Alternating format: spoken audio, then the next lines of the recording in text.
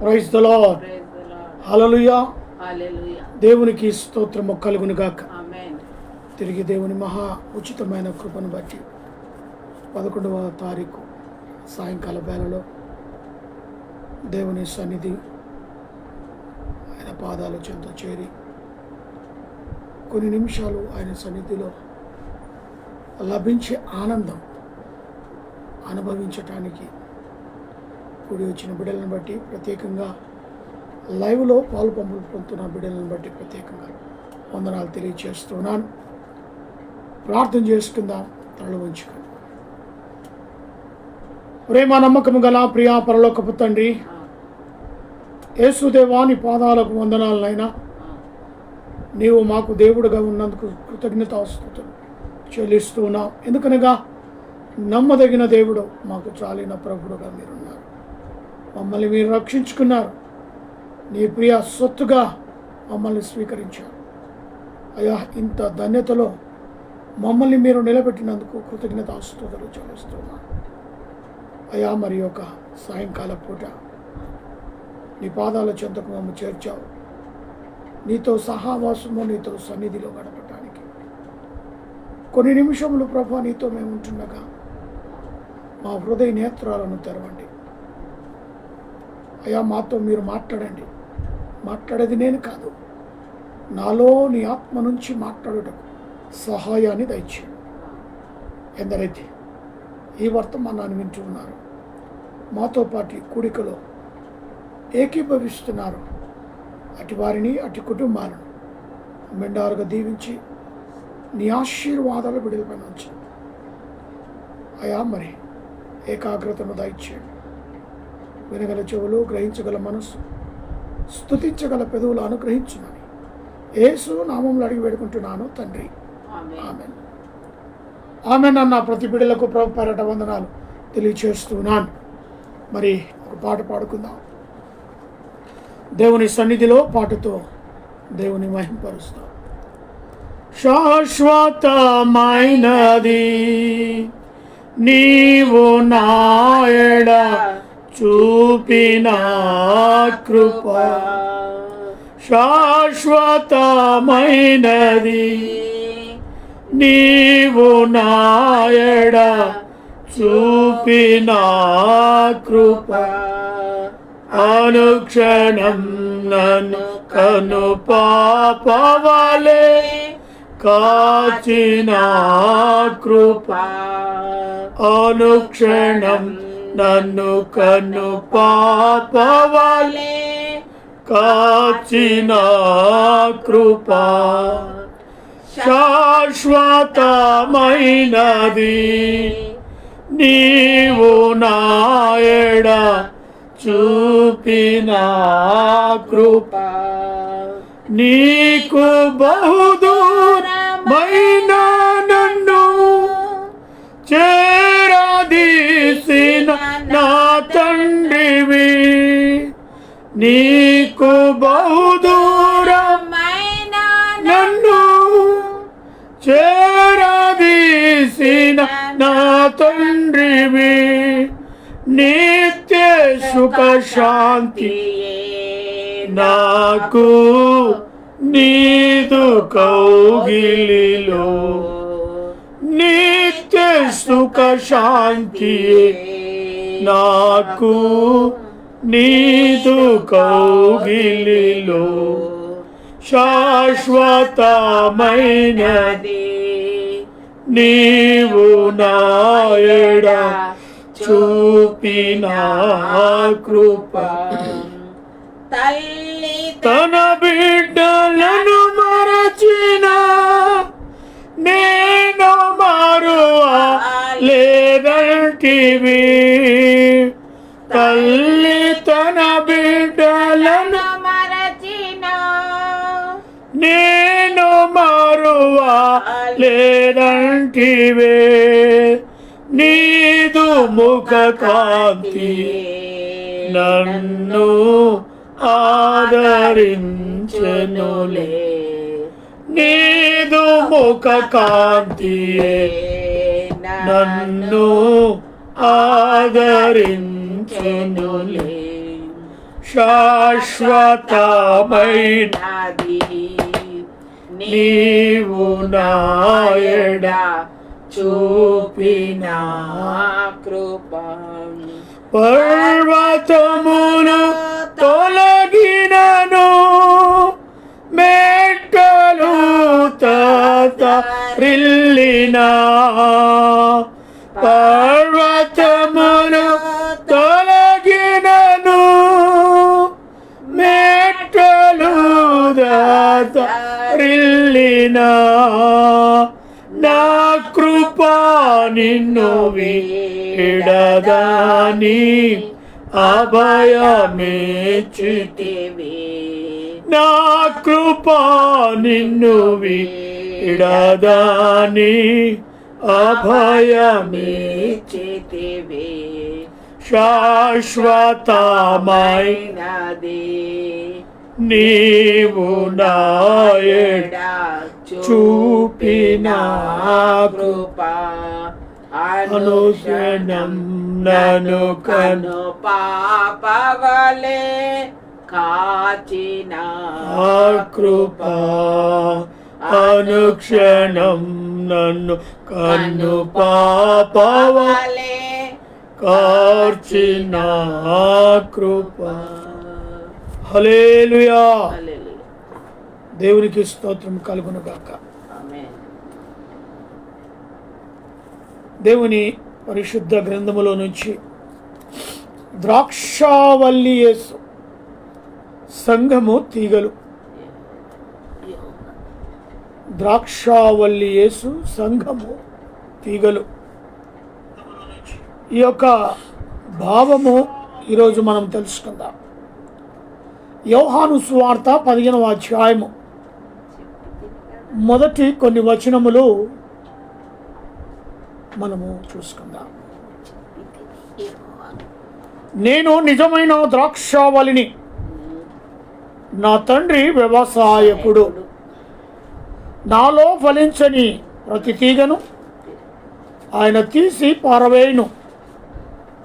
ఫలించు ప్రతి తీగె మరి ఎక్కువగా ఫలింపవలనని దానిలోని పనికి రాని తీగలను తీసి, 2 వచనాల్లో చాలా భావం ఉంది. ఈ భావాన్ని మనం అర్థం చేసుకోవాలి ఈరోజు. నేను నిజమైన ద్రాక్షావళి అన్నది మాట యేసయ్య. యేసయ్య నిజమైన ద్రాక్షావళి. ద్రాక్ష చెట్టును చూసినట్టయితే అనేకమైన తీగలు, ఆ తీగల నుంచి వచ్చే ద్రాక్ష గుచ్చులు. ఈ యొక్క ద్రాక్షావల్లి చెట్టు దానికి తీగలుగా వేర్పడిన వాటిలో నుంచి వచ్చేవే నిజమైన ఫలాలు. నేను నిజమైన ద్రాక్షావళిని అన్నాడంటే మనమంతా ఫలించు లక్షణాలు కలిగి ఉండాలి. హల్లెలూయా. ఎందుకంటే మనం తీగలుగా ఉన్నాం. పేరు పెట్టి మనల్ని పిలిచాడు. మన కొరకు తన రక్తాన్ని కార్చాడు. ప్రశస్తమైన యవన కాలపు రక్తములో మన పాపములను కడిగి పవిత్రులుగా, నీతిమంతులుగా మనల్ని తీర్చిదిద్దాడు. అందుకని మనము ఆయనలో ఉండటానికి ప్రయత్నం చేయాలి. ద్రాక్షావళిలో ఉంటేనే, ద్రాక్ష చెట్టులో ఉంటేనే తీగలుగా ఉన్న మనం ఫలిస్తాం. ఎందుకంటే నిజమైన తండ్రి అయిన దేవుడు వ్యవసాయకుడు. తండ్రి అయిన దేవుని గురించి చెప్తున్నాడు. నా తండ్రి వ్యవసాయకుడు. నాలో ఉన్న ప్రతి తీగ ఫలించాలి. హల్లెలూయా. ఎంత ఎంత గొప్ప గూఢార్థం చూడండి. అది మనం ఫలించాలి. 2025లో 2వ మాసంలో ప్రభు మనతో మాట్లాడుతున్నాడు. ఫలించాలి అంటే నువ్వు ఆయనలో ఉంటేనే కదా, ఆయనతో ఉంటేనే కదా. నువ్వైనా నీ కుటుంబమైనా నువ్వు ఆయనలో ఉంటేనే ఫలిస్తావు. పేరుకు మాత్రం చెప్పుకోవడం వేరు. ఆయనలో ఉండే అలాంటి అనుభవం కలిగి ఉండాలి. అప్పుడు కానీ మనలో మేలుల మీద మేలులు దేవుడు కుమ్మరిస్తాడు. ఆశీర్వాదాలు కుమ్మరిస్తాడు. ఫలభరితమైన జీవితాన్ని మన చేతుల్లో ఉంచుతాడు. హల్లెలూయా. ఫలభరితమైన జీవితం, ఎక్కడ చూసినా ఫలించే లక్షణాలు. పట్టుకున్నదల్లా బంగారం అంటారుగా, ఆత్మీయుల ఆ స్థితి కావాలి. ఆత్మీయ స్థితి ఎక్కడికి వెళ్ళినా ఆ యొక్క ఫలము ఫలించాలి. అందుకే దేవుడు అంటున్నాడు, నేను నిజమైన ద్రాక్షావళిని, ఆయన్నే ప్రభు అయిన యేసు. సంఘము తీగలు, మనమున్న కుటుంబాలు తీగలు, వ్యక్తిగత మనము తీగలు. ఆ తీగల్లో నుంచే ఫలించే లక్షణాలు ఉంటాయి. అందుకని నా తండ్రి వ్యవసాయకుడు. వ్యవసాయకుడు చేసే పనిని మనం గుర్తుపెట్టుకోవాలి. చాలా ప్రాముఖ్యమైన పనులు చేస్తూ ఉంటాడు. వ్యవసాయకుడు ఏది చేస్తాడో ఒకవేళ తెలియకపోతే పొలాల దగ్గరికి వెళితే ఆ చేసే పని నువ్వు కనులారా చూడగలుగుతావు. ఆ వ్యవసాయకుడు ప్రతి చెట్టు చక్కగా పండాలని, ప్రతి చెట్టు ఫలించాలని, దానికి అడ్డుగా ఉన్న ప్రతి తీగలను, చెట్ల కుప్పలను, ముళ్ళ చెట్లను, పనికిరాని చెట్లను నరికి పారివేస్తా ఉంటాడు. ఎందుకో తెలుసా? ఆ చెట్టుకు ఏది ఆటంకం ఉండకూడదు.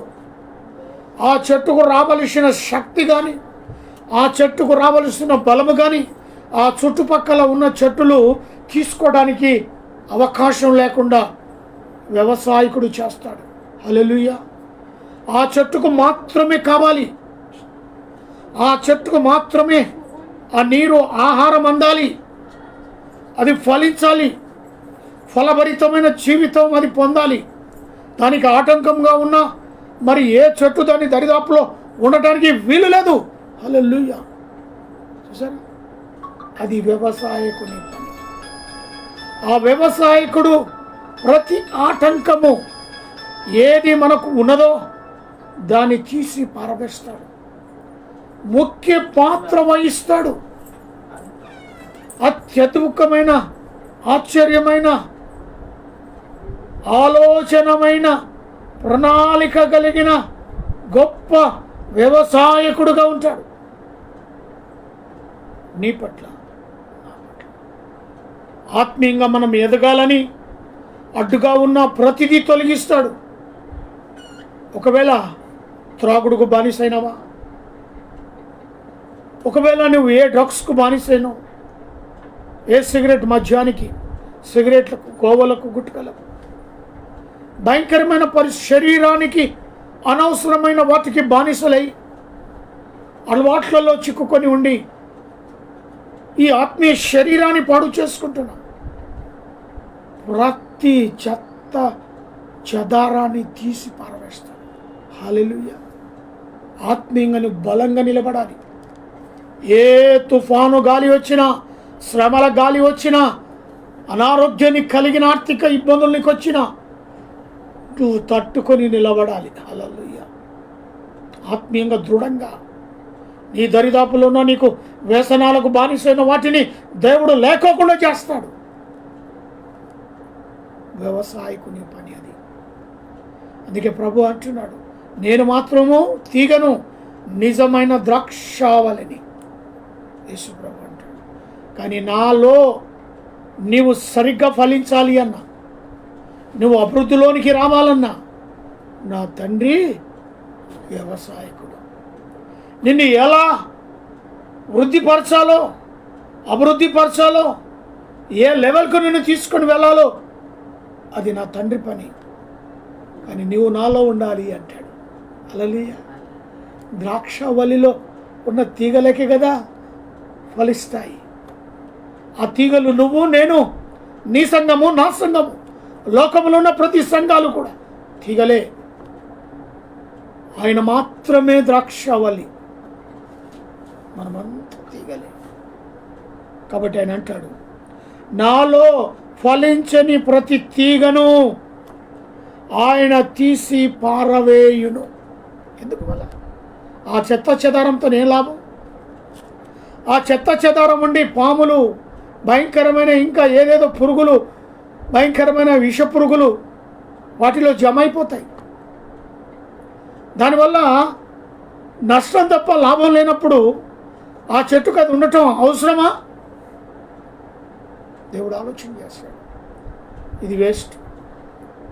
నాలో ఉండి ఇది ఎండిపోతూ ఉంది, ఒక్క ఆకు లేకుండా, దీంట్లో చిగురు లేకుండా, దీంట్లో ఫలించే లక్షణం లేకుండా ఈ తీగ ఎండిపోతుందంటే నాలో ఇది ఉండి వేస్ట్. ఈ తీగను నరికి ఏమంటాడు? పేరుకు మాత్రం క్రైస్తవులం అండి, పేరుకు మాత్రమే క్రిస్టియన్స్ అండి, కానీ వాక్యం చెప్పే, వాక్యం వినే, ప్రార్థన చేసే అనుభవం లేదండి. మా తాతలు క్రిస్టియన్, మా నాన్నలు క్రిస్టియన్, మేము క్రిస్టియన్. చెప్పుకోవడానికి మాత్రమే, ఫలించే లక్షణాలు లేవు. ఆ తీగ ఎండిపోయి అలాగ ఉంది. ఇంకా దానిలో వేస్ట్ చెప్పుకోవడానికే. ఏమని? నేను ద్రాక్ష చెట్టులో ఒక తీగను, యేసు క్రీస్తులో మాదొక కుటుంబం చెప్పుకోవడానికి. కానీ అది ఎండిపోయిన మొక్క, అది ఎండిపోయిన తీగ, ఆకులన్నీ వాడిపోయినాయి. ఆహారం ఉంది. ఈ ద్రాక్ష మరి ఆ యొక్క ద్రాక్షావల్లిలో నీరు తాగుతుంది చెట్టు, అన్ని తీగలకు ఇచ్చినట్టుగా దాంట్లో నుంచి ఈ తీగ కూడా వస్తుంది. బట్ అది ఫలించే కాదు. ఏరు నుంచి వచ్చే ప్రతి నీరు ఇక్కడ దాకా వస్తుంది, కానీ దాని లోపలికి తీసుకునే గుణం దాంట్లో లేదు. తద్వారా ఏమైపోతుంది? అది ఎండిపోతుంది. ఎండిపోవడమే కాకుండా దానికి చిగురించే ఆకులు కూడా ఎండిపోయి రాలిపోతూ ఉన్నాయి. కొమ్మంతా ఎండిపోయింది, వంకర్ టింకర్గా ఎండిపోయింది. యజమాని వస్తాడు, సరే ఎండిపోతే ఎండిపోలే, ఈ చెట్టు ఉండే ఉండనిలే అంటాడా? అనడు. మొదట ఏది ఎండిపోయిందో, మొదట ఏది పనికిరాదో ఆ తీగను నరికి పడవేస్తాడు. హల్లెలూయా. ఆ జ్ఞాపకం చేస్తాడు. ఆత్మీయ స్థితి కొరకు దేవుడు మాట్లాడుతున్నాడు. నీ ఆత్మీయ స్థితి సంవత్సరం పెరగాలి, ఎదగాలి, అభివృద్ధి పొందాలి, విస్తరించాలి. అనేకులకు నీవు, నీ కుటుంబం వారి ఎదుట నిలబడాలి, ఫలించే తీగగా. హల్లెలూయా. వ్యవసాయకుడు చూస్తున్నాడు. వ్యవసాయకుని కన్ను నీ మీద, నా మీద ఉన్నది. నువ్వు ఫలించలేకపోతే నీ తీగను ఏం చేస్తాడు? నరికేస్తాడు, తీసేస్తాడు. ఉండటానికి వీల్లేదు. నా పేరు బదలాం చేస్తున్నారు, నన్ను అవమానపరుస్తున్నారు. ఆనాడు నా మీద ఉమ్మి వేశారు, నింద చేశారు, పిడుగుదులు గుద్దారు, అరచేత్తో కొట్టారు, అన్యాయంగా తీర్పిచ్చారు. ఇంకా నా గురించే నీకు ఇంతగా నేను ఇచ్చినా నువ్వు ఇంకా నన్ను చెడగొట్టడానికే నువ్వు ఉన్నావు, కాబట్టి నాలో ఉండటానికి వీల్లేదు, తీసేస్తాను, పారవేయను. ఫలించు ప్రతి తీగను మరి ఎక్కువగా ఫలించవాలని దానిలోని పనికి రాని తీగలను తీసి వేయును. ఒకవేళ ఫలించే లక్షణాలు ఉంటే దాని గురించి ఇంకా కష్టపడతాడు వ్యవసాయకుడు. దానికి చుట్టూరుగా దవ్వుతాడు. నీరు చక్కగా అందుతుందా లేదా, ఎరువు చక్కగా పడుతుందా లేదా, ఆ యొక్క ద్రాక్షావళి సరి అయిన తీగలకు సరి అయిన ఆహారాన్ని పంచుతుందా లేదా, ఆ వేరులో బలముందా, శక్తి ఉందా, వ్యవసాయకుడు గమనిస్తూ ఉంటాడు. నీ ఆత్మీయ స్థితిలో నువ్వు ఫలించే లక్షణాలు నీలో ఉన్నాయా లేదా? ఇంతగా వాక్యం విత్తబడుతుంది, ఇంతగా టీవీలో చెప్పబడుతుంది, ఇంతగా వాక్యము ప్రచురింపబడుతుంది. పొద్దున లేస్తే సాయంత్రం దాకా వినటానికి నేను వినలేదు అని చెప్పుకోకుండా అంతగా సువార్త ప్రకటిస్తుంటే కూడా ఈయనలో ఎదుగుదల లేదు.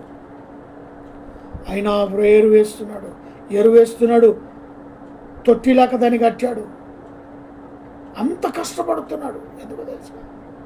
అది ఫలించాలని. ఫలించు ప్రతి తీగకి ఇంకా ఎక్కువగా కష్టపడతాడట. అది ఇంకా అభివృద్ధిలోనికి రావాలని, అది ఇంకా ఎక్కువగా ఫలించాలని, ఇంకా అనేకులకు సాక్షార్థమైన అనేకులకు దాని గురించి మాట్లాడుకునే స్థితిని దేవుడు ఇస్తాడు. ఆ వ్యక్తి గురించి, ఆ స్త్రీ గురించి, ఆ పురుషుని గురించి, ఆ సహోదరుని గురించి, ఆ సహోదరాల గురించి, వీరు ఇట్లా వారు అట్లా, వారి ఆత్మీయ జీవితం ఎంత ఉన్నతంగా ఆ స్థితిని దేవుడు నీకు ఇస్తాడు. అభివృద్ధి ఇంకా ఇంకా ఫలించాలి. ఒకవేళ అవి ఫలించకపోతే ఆ తీగలను తీసేస్తాడు. No doubt. ఎటువంటి పరిస్థితులు అలాంటి తీగలను దేవుడు తీసివేస్తాడు. వ్యవసాయకుడు తీసివేసినట్టే దేవుడు కూడా తీసేస్తాడు. 3వ వచనం, నేను మీతో చెప్పిన మాట ఏమిటి? మీరిప్పుడు పవిత్రులై ఉన్నారు. దేవునికి స్తోత్రం. నా యందు నిలిచి ఉండుడి. ఏమంట? నా యందు నిలిచి ఉండుడి. మీ యందు నేను నిలిచి ఉండు. నా యందు మీరు నిలిచి ఉండండి. ఫస్ట్. నెక్స్ట్ ఐటమ్, నేను మీలో ఉంటా. నీవు ఉండటానికి ఇష్టపడతలేవు. ఇక్కడ దేవుని సన్నిధికి రావడానికి ఇష్టపడతలేవు. దేవుని వాక్యాన్ని వినడానికి ఇష్టపడట్లేవు. మందిరానికి రావడానికి ఇష్టపడట్లేవు. ఆ తీగ ద్రాక్షవల్లిలో ఉండటానికి ఇష్టపడట్లేవు. ఎలా ఫలిస్తావు? నాలో ఉంటేనే కదా నేను నీలో ఉంటానంటాడు. నాతో ఉంటేనే కదా నేను నీతో ఉంటానంటాడు. చూడండి, మీ యందు నేను నిలిచి ఉన్నాను. తీగలు ద్రాక్షవల్లిలో నిలిచి ఉంటేనే కానీ తనంతట తానే ఎలాగో ఫలించదు. అలాగే నా యందు నిలిచి ఉంటేనే కానీ మీరు ఫలించరు. ద్రాక్షవల్లిలో తీగలు ఎలా విస్తరించిపోతాయో అలా విస్తరిస్తేనే ఫలభరితమైన చెట్టుగా ఉంటుంది. అది ఎందుకంటే ద్రాక్ష చెట్లో ఉన్న తీగలు కాబట్టే ఫలిస్తున్నాయి. యేసు అనే ద్రాక్షవల్లిలోని ఉంటేనే ఫలిస్తావు. అందుకే ఆ మాట చూడండి, ద్రాక్షవల్లిని నేను, తీగలు మీరు. నా యందు మీరు నిలిచి ఉంటేనే. ఇలాంటి సంవత్సరాలు గతానికి ఎన్నో వెళ్ళిపోతుంటాయి. సంవత్సరాన్ని ఎలా వాడుకోవాలి, ఎలా ఫలించాలి అనేది ఆలోచన చేయాలి. వస్తుంటాయి పోతుంటాయి సంవత్సరాలు. గత సంవత్సరానికి ఈ సంవత్సరానికి నాలో ఎంత ఎదుగుదల ఉన్నది అనేది ప్రశ్నించుకోవాలి. ఎంత ఫలించాను అనేది నువ్వు ప్రశ్నించుకోవాలి. అది క్రీస్తులో ఉంటేనే నువ్వు ఫలిస్తావు. క్రీస్తులోని ఉంటేనే. ద్రాక్ష వల్లిలో తీగలుంటేనే ఫలిస్తాయి. ఉత్త ద్రాక్ష వల్లి ఉంటే ఫలించదు. తీగలు లేకపోతే వేస్ట్ కదా. యేసుక్రీస్తు మనము తీగలుగా ఉన్నాం కాబట్టి యేసుక్రీస్తు మనల్ని ఫలింపజేస్తాడు. ఆత్మలో దృఢంగా నిలబడ్డాడు. గత సంవత్సరానికంటే ఈ సంవత్సరం ఇంకా ఉన్నతంగా నిలబడ్డానికి సర్వశక్తి దేవుడు ఇస్తాడు. అందుకే అంటున్నా మాట, నేను ఎవరిని యందు నిలిచి ఉందునో వాడు బహుగా. ఎవరి ఇంటిలో ఉన్నా, ఎవరి వ్యక్తిగత జీవితంలో యేసుక్రీస్తు ఉన్నా వారికి ఎలాంటి కష్టాలు ఉండవు, ఎలాంటి శ్రమలు ఉండవు, ఎలాంటి అప్పులు ఉండవు, ఎలాంటి అనారోగ్యం ఉండదు, ఎలాంటి ఆర్థిక ఇబ్బందులు. ఎందుకంటే బహుగా ఈ వ్యక్తిగత జీవితానికి ముడేసుకొని వచ్చింటాం. ఆత్మీయలో బహుగా ఫలించాలి. ఆత్మలో అది ఎప్పుడు? ద్రాక్షవల్లిలో తీగలుంటేనే ఎలా ఫలిస్తాయో, క్రీస్తు అనిలో ఆ యేసులో మనం ఉంటేనే, నిలుస్తూనే మనం బహుగా ఫలిస్తాం. మరి నాకు వేరుగా ఉండి మీరు ఏమీ చేయాలి. చేసేవాళ్ళు నా అనుకొని అనేవాళ్ళని మనం ఎంతోమందిని చూస్తున్నాం ఈరోజు. నాది అని పని మొదలు పెడతారు, చివరికి దాంట్లో లాస్ అవుతారు. దుకాణం షట్టర్ మధ్యలో మూసేస్తారు. ఎందుకు? నా అని స్టార్ట్ చేశారు. నాది, నేను. ఏమైతే దానివల్ల మధ్యలో షట్టర్ వేయాల్సి వస్తుంది. ఎంతమంది లేరు ఈ ప్రాబ్లంలో ఎదుర్కొనే వాళ్ళు? ద్రాక్షావళిని యేసును ముందు పెట్టి దాన్ని ఓపెన్ చేస్తే ఏ బిజినెస్ అయినా ఏ వ్యాపారం అయినా ఆయన ద్వారా అంచెలంచెలు ఎదగాలి. ఆయన్నే పక్కకు తోసేసినప్పుడు నువ్వు ఎలా అభివృద్ధిలోనికి వస్తావు? అందుకే ఇక్కడ అంటున్నమాట, నాకు వేరుగా ఉండి ఏమీ చేయలేదు. ఆయనలో ఉంటేనే తప్ప ప్రతిదీ మనకు సాధ్యమవుతుంది. హల్లెలూయా. కాబట్టి ఆయనలో ఉండటానికి ఆలోచన చేద్దాం. ఎవడైనా నా యందు నిలిచి ఉండు పక్షమున వాడు తీగవలే బయట పారవేయబడి అగ్ని ఎండిపోవును. మనుష్యులు అట్టి వాటిని పోగు చేసి అగ్నిలో పారవేతురు, అవి కాలిపోవును. అంటే ఇక్కడ ఎవరైతే క్రీస్తులో ఉండడో వాడికి వచ్చే వాటి గురించి మాట్లాడుతున్నాడు. తీగలు ఏమైపోతాయి? పనికిరాని తీగలన్నీ ఏం చేస్తాడు? అలా పెట్టుకుంటాడా? అసలు ఈ లోకంలోనే అది కనబడకూడదని వ్యవసాయకుడు దాన్ని తగలబెట్టేస్తాడు. ఏం చేస్తాడు? తగలబెట్టేస్తాడు. కంటికి కనబడకుండా ఆ తీగ, ఎండిపోయిన తీగ ఎలా ఉందో చూద్దామని కూడా కనబడదు. ఆ స్థితిని, అలాంటి స్థితి దేవుడిస్తాడు. మరి పోగు చేసి అగ్నిలో వాటిని ఏం చేస్తారంటే మరి కాల్చి వేస్తారట. 7వ వచనం, నా యందు మీరును మీ యందు నా మాటలు నిలిచి ఉండిన ఎడల మీకు ఏమి ఇష్టమో అడుగుడి, అది మీకు అనుగ్రహింపబడును. దేవునికి స్తోత్రం. 7వ వచనం బహుశ్రేష్టమైనది. ఆత్మీయంగా ప్రభు అంటున్నాడు, నా యందు మీరును నీ యందు నా మాటలు. ఎస్, ద్రాక్ష చెట్టులోనే మనం ఉండాలి. తీగలుగా విస్తరించబడినప్పుడు మనం ఫలిస్తాం. నా యందు మీరును మీ యందు నా మాటలు నిలిచి ఉండిన ఎడల మీకు ఏది ఇష్టమో అడుగుడు. నిజమే కదా? ఏది లోటు లేకుండా ఆయన ఫలభర్తి ఫుల్గా చేసేస్తాడు. మనం ఉండటానికి ఇష్టపడం మొదలు, ఆయనను ప్రేమించడానికి ఇష్టపడం మొదలు, సహవాసం చేయడానికి ఇష్టపడం. ఏదో పేరుకు మాత్రం అలా కనబడి అలా వెళ్ళిపోతాం. అది కాదు. చాలా ఖచ్చితంగా మాట అంటాడు. చూడండి ఏమంటాడు? నా యందు మీరును మీ యందు నా మాటలు. నా యందు హృదయంలో చోటి, స్థలమి నీ డోర్ తెరువు. నీ హృదయంలో ఆయన ఉంచు, ఆయన మాటలు ఉంచు. అప్పుడు కానీ మీకు ఏది ఇష్టమో అడుగు, అప్పుడు నేను ఇస్తాను అంటాడు. అడుగు, అప్పుడు గ్యారంటీగా ఆయన స్థానం నీ హృదయంలో చోటిచ్చి ప్రశ్నించి అడుగు. దేవుడు వేయకపోతే చూడు, మొదలే హృదయం తెరవవు, ఎప్పుడు గొల్లెం వేసి పెడతావు దాన్ని. యేసుప్రభు వచ్చి కొడతా ఉన్నాడు. అబ్బే, నీ హృదయమైన తలుపు తీస్తే కదా, నిన్ను ఫలించాలని, ఫలభరితమైన జీవితం నీకు ఇవ్వాలని రోజు టక టక టక టక టక టక టక టక కొడుతూనే ఉన్నాడు. స్వరాన్ని వినవు, పట్టించుకోవు, డోర్ ఓపెన్ చేయవు, ఆయనను రానియవు, ఆయన మాటలు విననియవు, ఆయనలో నీవు ఉండవు.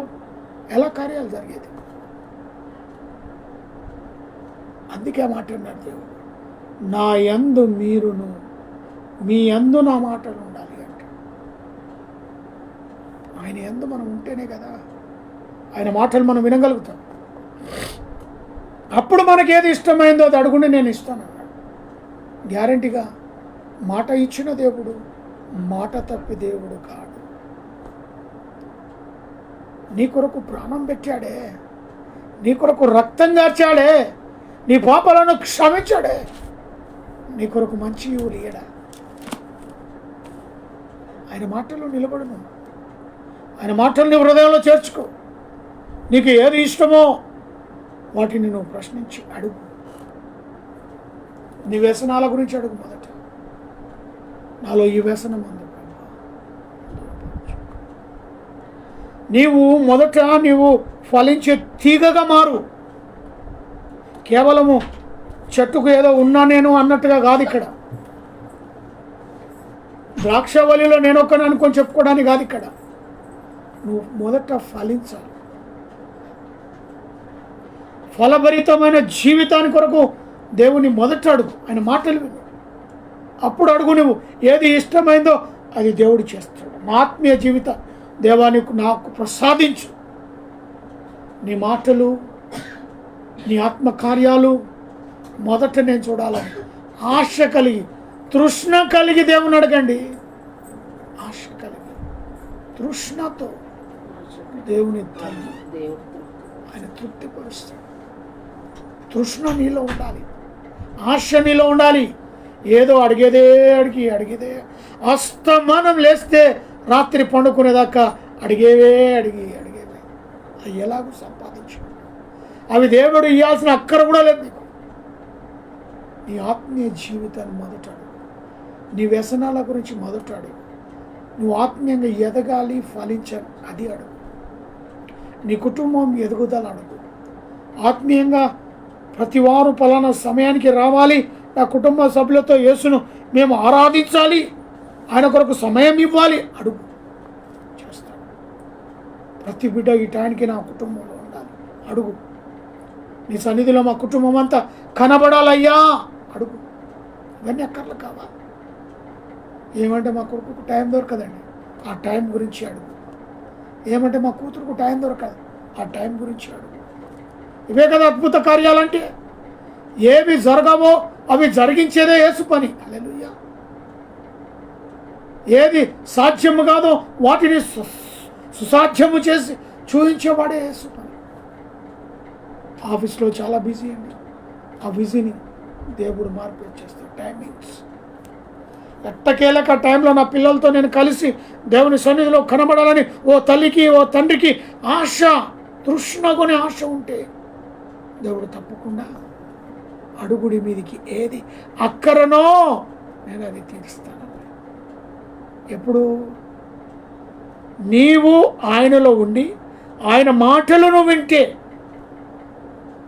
ఇది ఆత్మీయ స్థితిగతిని మారుస్తాడు దేవుడు. హల్లెలూయా. దేవునికి స్తోత్రం. తిరిగి మళ్ళీ అంటాడు 8వ వచనం, మీరు బహుగా ఫలించుట వలన నా తండ్రి మహిమ పరచబడును. ఇట్ల వలె మీరు నా శిష్యులవుదురు. తండ్రి నన్ను ఎలాగూ ప్రేమించనో నేను మిమ్మను అలాగున ప్రేమించి తిని నా ప్రేమయందు నిలిచి ఉండుడి. నేను నా తండ్రి ఆజ్ఞ గైకొని ఆయన ప్రేమయందు నిలిచి ఉన్న ప్రకారము మీరును నా ఆజ్ఞలను గైకొని ఎడల నా ప్రేమయందు నిలుచుదురు. హల్లెలూయా. దేవునికి స్తోత్రం. ఇవన్నీ తండ్రికి కుమారునికి కనెక్షన్స్ ఉన్న మాటలు. ఇవన్నీ నీకు దేవునికి మధ్యలో ఉన్న మాటలు. ఇది వ్యక్తిగతంగా ఎవరికి కాదండి, నీకు దేవునికి మధ్యలోనే. ఈ యొక్క లేఖన భాగం అంతా కూడా వ్యక్తిగత స్థితిని మార్చటానికి, ఆత్మీయంగా ఎదగటానికి దేవుడు అద్భుతమైన మాటలు ఈ సాయంకాల వేళలో నెమరు వేసుకోవటానికి ఇచ్చిన ధన్యతకై దేవాతి దేవునికి వందనాలు, కృతజ్ఞతాస్తుతులు చెల్లిస్తూ మాటలు ముగిస్తూ ప్రార్థన చేసుకున్నాం. ప్రేమ నమ్మకము గల ప్రియ పరలోకపు తండ్రి, ఉన్నవాడవు అనువాడవు అయా, ఇంతవరకు సూటిగా మాతో మీరు మాట్లాడినవాడు. ఎస్, ద్రాక్షావల్లి మీరు, తీగలు మేము.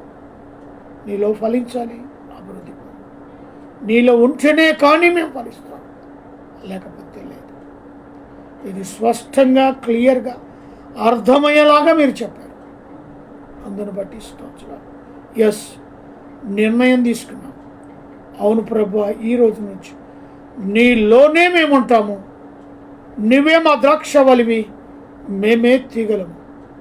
మేము ఫలించాలి, విస్తరించాలి, అభివృద్ధి పొందాలి.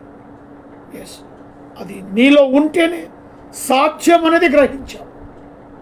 ఎవరైతే ఈ వర్తమానాన్ని విన్నారో తీర్మానం తీసుకునే ప్రతి బిడ్డను దర్శించండి. నిజముగా వారు అయా మరి అభివృద్ధిలోనికి రావాలి, ఆత్మీయ జీవితం ఎదుగుదల ఉండాలి. సంవత్సరాల వెంబడి సంవత్సరాలు గతించిపోతున్నాయి, కానీ మేము మాలో ఆత్మీయ స్థితి ఏడేసిన బొంగడి అక్కడే. అయ్యా, మేము ఎదగాలని ఈ వర్తమానం ద్వారా మేము నీలో ఉంటేనే కానీ ఎదుగుతామని వర్తమానాన్ని మీరు మాకు ఇచ్చారు. ఎస్, నీలో ఉండటానికి సహాయం దయచేయండి. నీలో ఉండి ఆత్మీయ జీవితాన్ని మేము అనునిత్యం ప్రశ్నించుకునేలాగా సహాయం దయచేసి ఎదుగుదలను అనుగ్రహించండి. విత్తబడిన వాక్యం ప్రతి హృదయంలో నీరు కట్టి ఫలించు. దేశాన్ని, రాష్ట్రాన్ని, ప్రపంచాన్ని వెళ్తున్న దేశ నాయకులు తెలివి, జ్ఞానాన్ని, జ్ఞాపకశక్తిని దయచేయండి. దేశ సరిహద్దులో ఉన్న మిలిటరీ వారిని, పోలీసు వారిని, పారిశుద్ధ కార్మికులను, ప్రెస్ వారిని, డాక్టర్, నర్సులను, ఆయిలను, పేషెంట్లను ప్రార్థిస్తున్నాం. మా యొక్క రైతు బిడ్డలను బట్టి ప్రార్థిస్తున్నాం. తెలంగాణ రాష్ట్ర సీఎంను బట్టి, వారి యొక్క పరిపాలన, వారి మంత్రివర్గం, గవర్నమెంట్లో పనిచేస్తున్న అధికారులను, ప్రతి ఒక్కరిని చక్కటి పరిపాలన ఇవ్వటకు సహాయం కల్పించవచ్చు. మమ్మను, మా కుటుంబాన్ని, మా అంగనూరు వంశమును ఎందరైతే స్వార్థ పని భారము కలిగి ఉన్నారో అటు బిడ్డలను మెండారుగా దీవించి ఆశీర్వదించారు. ప్రత్యేకంగా మా ఈరోజు వివాహ దినములు జరుపుకుంటున్న బిడ్డలు, జన్మదినములు జరుపుకుంటున్న బిడ్డలను మెండారుగా దీవించండి. మా రక్త సంబంధులను, మా స్నేహితులను, క్లాస్మేట్స్, బంధుమిత్రులను ప్రతి ఒక్కరిని కృపలు ఆదరించండి. నా తల్లిదండ్రుల ఆత్మకు శాంతి, సమాధానం, నా తల్లింటి వారిని, తండ్రింటి వారిని విడవక నీ కృపలు ఆదరించమని ప్రార్థిస్తున్నాను. అన్నలను, వదలను, అక్క బావులను అనుగ్రహించిన కుమారులను, కుమార్తెలను, కోడలను, మనమండలు, మనమరాలను దీవించి ఆశీర్వదించాడు. బామర్దను, మర్దను, వదలను అనుగ్రహించిన కుమారులను, కుమార్తెలు, అల్లులను, కోడలను, మన్మరాలను దీవించి ఆశీర్వదించాడు. ప్రత్యేకంగా బంటి విషయంలో ప్రార్థిస్తున్నాను. స్వస్థత యేసు నామములో కలుగునుగా, కానీ తన కుటుంబాన్ని ఆశీర్వదించమని ప్రార్థిస్తున్నాను. లక్ష్మణ్ విషయంలో ప్రార్థిస్తున్నాను. తన బలహీనతల బలమును, శక్తిని ఆ కుటుంబాన్ని కూడా నైనా నీ రక్షణలోనికి బిడ్డలు వచ్చడం సహాయం. ఈ రీతిగా మా ప్రభా నాని యొక్క పేరెంట్స్కి ప్రార్థిస్తున్నాను. తల్లిని, తండ్రిని, తమ్ముని, చెల్లిని, భావన అనుగ్రహించిన బిడ్డలను దీవించండి. నాని డోపును ప్రత్యేకంగా జ్ఞాపకం చేసుకుని మరొక గర్భఫలం బిడ్డలకు దయచేయండి. ఇచ్చిన కుమార్తె సుసన సాత్విక జ్ఞానమందు వయసునందు నీ అందరూ మనుషులు కుమార్తె ఎదిగి పెద్దదై రాబోయే రోజులు నీ పరిచయం చేసి బిడ్డను అభిషేకించండి. వాస్తవానికి ఇచ్చిన ఆరోగ్యాన్ని బట్టి వందనాలు. అయా, ప్రతి బలహీనతలో బలమును, శక్తిని అనుగ్రహించి నీ సేవలు బహుబలంగా వాడుకో. అయా, ప్రత్యేకంగా భోగరంలో, జియానరం ప్రాంతంలో జరుగుతున్న పరిచర్యను బట్టి ప్రార్థిస్తుంది. ప్రతి ఒక్కరూ నైనా అక్కడ వచ్చుటకు, ప్రతి ఒక్కరూ నీ యొక్క సంఘములా ఏకీభవించుటకు సహాయం దయచి వాక్యాన్ని విత్తిన వాక్యం వృధా కాకుండా అది ఫలించి అభివృద్ధి పొంది విస్తరింపచేయండి. ఆ ప్రాంతంలో అద్భుతంగా మమ్మల్ని మీరు వాడుకోండి. అక్కడ ఉంటున్న సుదర్శన్ బ్రదర్, నరసింహ బ్రదర్, అయా మరి రాములు బ్రదర్, అదే రీతిగా అబ్రాహం బ్రదర్, వారి కుటుంబాలను, వారికి అందించిన సమస్తాన్ని ప్రభు దీవించారు. ఇంకా చర్చికి నైనా మరి ప్రత్యేకంగా కానుకలు కావాలి, అర్పణలు కావాలి నైనా. మరి కరెంటు పని ఉంటుంది, అదే రీతిగా కలర్ పని ఉంది, బాత్రూమ్ పనులు ఉన్నాయి. ఆ పనులన్నీ కూడా ముగించుకొని మార్చి నెలలో ఆ ఆలయాన్ని ఓపెన్ చేయాలని ఆశతో ఉన్నారు. అటు ఆశ ప్రభు ఫుల్ఫిల్ చేయగలని ప్రార్థిస్తున్నాను. నాలో ఉన్న బీపీ, షుగర్, సమస్తమైన వ్యాధి బాధల నుంచి నిలబెట్టావు అయా. మరి కాళ్ళు భయంకరమైన గోకుడుతోనైనా, భయంకరమైన బాధతో, కాళ్ళ నొప్పులతోనైనా భయంకరమైన స్థితితో ఉంటున్నాను. దయచేసి నీ గాయపడే హస్తము ద్వారా నన్ను ముట్టుకుని తాగొట్టి బిడ్డలు ఎంతగానో మరి అనేకమైన ఆయిల్ రాస్తున్నారు, ట్యాబ్లెట్స్ వేసుకుంటున్నారు. శరీరంలో అది చక్కగా పనిచేయటకు సహాయం ఇచ్చి అయా, మరి ఆయిల్ అప్లై చేస్తున్న బిడ్డలను దీవించండి, ఆశీర్వదించండి. ప్రత్యేకంగా మా ప్రభు ఏకేటంలోని చూస్తున్న ప్రతి కుటుంబాన్ని పేరు పేరున దీవించండి, ఆశీర్వదించండి. వారు చేస్తున్న ఉద్యోగాలు కానీ, వ్యాపారం కానీ, అదే రీతిగా ఇరుగు పొరుగు వారిని దీవించండి, ఆశీర్వదించండి. విషయాగూడ డిపోలో పనిచేస్తున్న తోటి అయా కండక్టర్స్ సోదరు, డ్రైవర్స్ సోదరు, మెకానిక్స్ సోదరు, office staff, security staff, DM గారి కుటుంబం, సిఏ గారి కుటుంబం, ఎంఎఫ్ గారి కుటుంబం, ప్రతి కుటుంబం నీలో ఆశీర్వదింపబడునుగా కానీ ప్రార్థిస్తున్నాను. మా యొక్క పరిస్థితి ఆర్టీసీలో ప్రభుత్వంనైనా మా పట్ల శ్రద్ధ కలిగి మా యొక్క డిమాండ్స్ నెరవేర్చుటకు సహాయాన్ని కృపను దయచేయండి. గవర్నమెంట్స్తో మీరు మాట్లాడండి నైనా, గవర్నమెంట్తో మా యొక్క ముఖ్యమంత్రితో మీరు మాట్లాడండి నైనా. మా యొక్క తెలంగాణ ఆర్టీసీ బిడ్డలపైన తనకు ఆయా మంచి ప్రేమను కలిగి ఇచ్చిన మాట తూచా తప్పక నెరవేర్చలాగున, అటు వాగ్దానాలు నెరవేర్చలాగున తనతో మీరు మాట్లాడమని, తద్వారా అనేకులు కూడా ఆర్టీసీ బిడ్డలకు న్యాయము వచ్చేటకు సహాయ కృపను దయచేయమని ప్రార్థిస్తున్నాను. దేశంలో ప్రపంచంలో జరుగుతున్న యుద్ధాలను ఆపేయండి, తుఫానులు ఆపేయండి, మంచి తుఫానులను ప్రభాపేయండి. మరి సీజన్లో వచ్చే వ్యాధులను బట్టి, కరోనా లాంటి జబ్బులను బట్టి, డెంగ్యూ వ్యాధులను బట్టి ప్రార్థిస్తున్నాను. స్వస్థపరచు. మా చుట్టుపక్కల ఉన్న వీళ్ళందరినీ కూడా మానవ జాతి చివరి నుంచి ఎక్కడెక్కడ విస్తరించబడి మానవ జాతి ఉన్న ప్రతి మానవ జాతిని ప్రభువా మీరు దీవించి ఆశీర్వదించి నీ కృపలు ఆదరించి మనం ప్రార్థిస్తాం. మా యొక్క రాష్ట్రపతిని, ప్రధానమంత్రిని, ఆయా రాష్ట్ర ముఖ్యమంత్రులను, మంత్రులను బట్టి ప్రార్థిస్తాం. రాత్రికాల ఆశీర్వాదాలు దీవెనలు మెండుగా అనుగ్రహించగలరు. యేసు నామములో అడిగి వేడుకుంటున్నాను తండ్రి. మన తండ్రి అయిన దేవుని ప్రేమ, కుమారుడైన యేసు క్రీస్తు కృప, పరిశుద్ధాత్మిక అన్యోన్య సహవాసమైన సన్నిధి కూడిన మనకును సకల ప్రజలకు ఇప్పుడును ఎల్లప్పుడూ సదాకాలము తోడై నిలబడును గాక. Amen. Praise the Lord. Hallelujah.